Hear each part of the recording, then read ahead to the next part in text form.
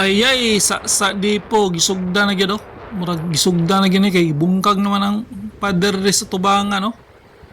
Mo nang gitawag na sa di po no. Diri banda sa may Panakan, dang Marlica Highway. Nya karon nata karon diri banda sa may Dipo gyapon buhangin. Diri banda sa may Indangan. Gikural na gipamutol yung mga mangga ba. Dako kay ni nasa mga 8.2 hectares. So good news murag sugda na po ni ba oh. Dara oh. Mga depo ni sa mga modern bus no. Diesel modern bus. Unya diri sa may Bunawan Terminal na 2.1 hectares sa mga provincial buses terminal gikural na pod pero dili madugay murag sugda na po ni. Oh, sabay-sabay na gid siguro ni. Grabe ka power sa Davao eh.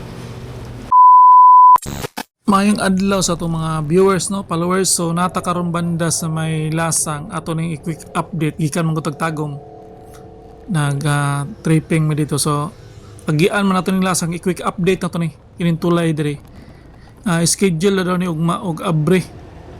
So may nauta na abre na ni no. Wala na malis ng traffic diri kay human-human naman eh. Oh. Yan ako nadunggan na abrihan na daw ni ugma. So malis na gyud ang traffic diri banda sa may Lasang. Oh. Wala na oh. Wala naman kayo kuan. Mahapon ra man dia ang traffic. Unya ay quick update ato agian ning mga project diri sa Davao kay murag hayag-hayag pa man. Ato ni agian ning mga project diri sa banda diri sa may northbound. So karon nata banda diri sa may Bunawan. Ato ni agian ning terminal diri sa Bunawan kining provincial terminal no. Bases kining 2.1 hectares. Gikural naman nila pero from time to time no na nagini schedule ni masugda na gini ilham ni masugda na ni kay mag-agi-agi mo ta permit diri makuhaan ni nato vlog ilham na kay na may mga equipment no. So pagkakaroon sirado pa. So mao ni gitawag na Bunawan Provincial Terminal diri sa Bunawan area no. Kini gitawag na Davao Public Transport Modernization Project. So tako po ni no nasa 2.1 hectares ni. Yung mga Chinese yapon ang mga kontraktor ni. So sa di madugay masugda na gyud ni. Oh, masugda na gyud ni. Dugay-dugay naman tawa ka update sa mga project di sa Davao ato nang tuyukan. Magian nato tong mga kuan bag-o pa man gikural pero masugda na gyud ni. Dool ra ni diri banda sa may kining substation diri sa Davao Light nya. Ang pikas wa padug Davao magian nato ni ka kuan man ang Aguila Glass. So dako po na no. Unya may nauta na masugda na Aguila Glass man niyo. So sa pagkakaroon diri na punta sa may panuntungan agi na punta diri kay dugay-dugay na punta pero nindot na niyo pag agi na to sa una wala man ni masiminto. So karon simentado na gyud tanan. Basta nindutan na ginihinan niya butangan lag riprap dia kilid basta ato ta sa unahan kining gitawag na panuntungan bypass road. Dugay-dugay na po tawakan ni Hedre pero tuloy-tuloy magyapon lang trabaho. Unya mo na trabaho lang yapon sila no. Butangan nila sa unahan dia tibungko naman na dia. Okay nito sakop magyapon dito tibungko Bunawan man siya Dre. Panuntungan pikas ya tibungko naman na yapon. So mo na ato lang ng gagian i-update lang nato tuloy-tuloy lang gyapon lang trabaho. So unahan ilang trabaho lang gyapon sila sa mga bridge. Sa pagkakaroon tuloy-tuloy nya laos tadto pikas tabok tadto pikas na pod atong tanawon didto. So grabe no mahuman ni wala gi traffic. Quick update rin no dito mo hapit gian lang nato ato lang pasadahan lang nato video. Nya karon na nata karon rin may bandas tibungko. Raw. Sige mangyapon sila wala pa man sila kabutang og girder. Itong mga niaging bulan dirita. girder mo ibutang diyan, ang butangan na nila kuan para makuha na gino. Underpass buhaton dire. Underpass nya tibong ko segment ni modyang na dito sa likod nako. Straight ni. Gikag GP Laurel Panabo padong ni Sirawan. Isa ni sa mga project diri sa 45.5 kilometers no. Bypass road padulong sa diri sa kilid sa may kuan tibong ko segment. So nakita na to na tuloy-tuloy lang gyapon ang ilang trabaho, wala gina nakatiwangwang. So mga dalan ilang ipang usab, widening nila. Oh, kita na nato the scaled. Usbon ginilang dalanan ni, widening ginila kay abot sa panahon. Maka busy na gini. So raw. Indot kayo no. Agian tato niya dito sa may panakan sa dipo no ato agion. Agin punta dito man. Suluyan ta lang ning dool ra sa mo ano. Pauli naman ta. Karon na natadri banda sa may Daang Maharlika Highway no. Sa dipo ato na agian. Panakan Daang Maharlika Highway di paano man na diaw Wilcon. Oh, Wilcon. Unya nabutangan naman tog tarpaulin dre karon ato agian. Aw, bingo kayo. Nabungkag nang kano. Isugdan na gid ni. Isugdan na gini oh, dre oh. Isa ni sa mga dipo no. Oh, sa dipo. Oh, butangan na nila og bungkag na nila. So gisugdan na gid sa dipo. Okay. Indot po din no, dako po ni. Apod ni sa 7.3 hectares nya. Dipo ra ni sa mga A-bases no. Dari oh, ang kining gitawag na SNR. Ako po ng SNR diya. Kanang kilid ana bypass road na. Panakan bypass road gawas na puhon-puhon, gawas na padong dito sa Lasang. Connected dito sa may Bunawan Terminal. Ning buhangin dako-dako po ning buhangin dipo. 8.2 hectares ni. Tawa manggahan man ni sa una, karon gikural na. Oh. Kural na no. Dipo ni sa mga diesel buses, modern na mga buses no. Musulod ni dre og 217 buses. Dako-dako gini. So dako-dako no, manggahan man ni sa una. 8.2 hectares. Tingala mo no na kural na. So mao ni buhaton og dipo dre sa mga modern bus na diesel buses. So ubay-ubay po no. Dako po ni dre, busy na ni madugay. O masugdan na ni tro, murag land development naman. Dara mga tarpaulin no.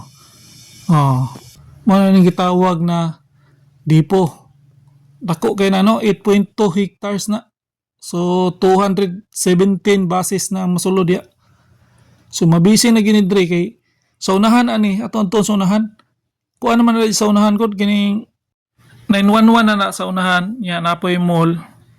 Natungan na nila no, wag dia mo agi ang bypass road, underpass buhaton na niya ang contractor dia mga Japanese specialist gini mga Japanese mga underpass eh. Unya to dito maagi ta dito pakita pero gay kural manguna munang di kita makakita og say kan tuloy-tuloy na ang ilahang pagtrabaho dia. Unya dako gani no kini oh grabe dipo ra gud ni diesel buses. So busy na gini pohon traffic na gini diri niya ang atbang ani na may mga establishment diri sa atbang likod ana no stansya lagamay ya magsubay ang kining gitawag na bypass road ikan dito sa underpass na buhaton na bypass road niya magsubay sa diri bandas kilid na ako na istorya da na pidikaber po na ilang balay narigis tungod silang balay daw magagi disorbe naman gidaw na dia nya gawas ito bandas may atubangan na ng prestige padong po na dito sa may komunal. So dako-dako ni no nasa mga 8.2. So dool ra kayo mall na no. Grabe no. Nya kanang gikural mao naman na. So mo na underpass dia. Nya 911 na fire station na natay aton fire station na matay client dre. Standby sa kadili dre na may aton dre no. Ara namin client dre, standby lang mi kadyot dre.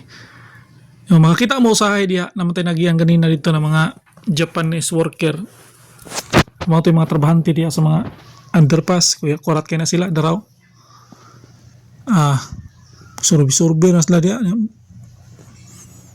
Oh, ilan na nang gipang calculate na nila diya sa pag bangag ng mga underpass diya na dili pod ma-obstruct ng mga motorista ba. Hawod kay na sila diya.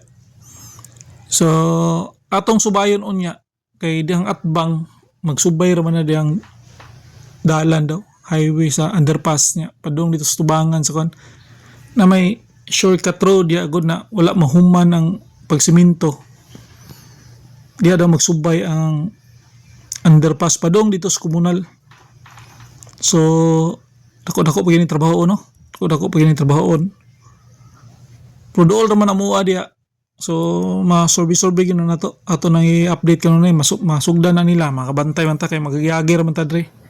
Puon ato tong adtoon tong Kalinan, Santo Rosario ug ning Turil.